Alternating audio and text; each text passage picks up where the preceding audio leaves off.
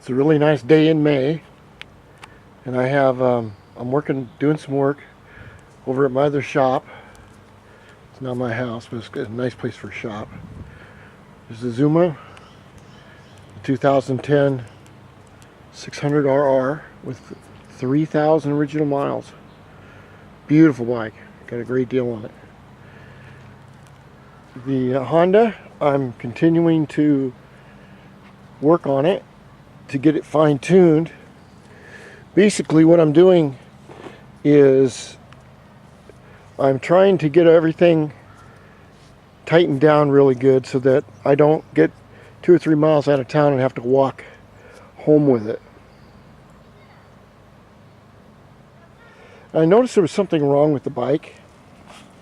I couldn't quite figure it out until I saw this right here. This is my side plate that goes back underneath here, or a splash plate. And so what I'm doing now with this is I'm taking off some of the old clear that was right there, and I'm going to polish it back up. It's just a piece of aluminum, but when you get it shiny enough, it looks pretty nice. And I have to get everything tightened here. And I don't know if I'm going to repaint it this year, because I'll have to do the same thing with these two panels as I would with the other ones, because their nubs are broken off. I didn't even notice that. But luckily there is a place that sells these replacement panels. The stock Honda price, if they still make the panels, and they call it a right and a left body panel, are about 80 bucks a piece. Not cheap. And I don't know what the other is.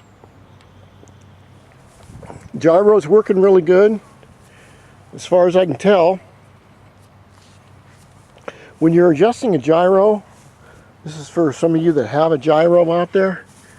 See if I can zoom in here a little bit. I've been running without this cover, but the gyro has 2 little tiny screw adjustments. One of them, the top one, is for the idle. The more you turn it in, the higher the idle. The second one is more, I don't exactly know how it works, but the second one is for, it reacts with the 2-speed transmission inside the bike, and it gives you enough gas to where when you put on the gas, you go from first to second gear, and it's very touchy to get it just right. And of course, it's all it's dirty right now, but I'll just go out everywhere, and I'll take a little screwdriver with me, and I'll drive for half a mile and stop and redo it. Everything else is working good on it.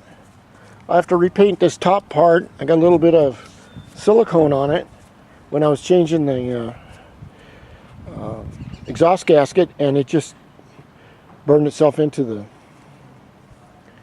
the paint somehow. But the little bike's working real good.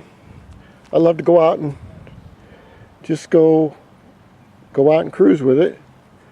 DIO, I've got a little bit more work to do on it to get it where I want it. And then here in May, where I live, it's going to get hot in about a month. It'll be too hot to work on it, basically. So I want to get all my test driving done now.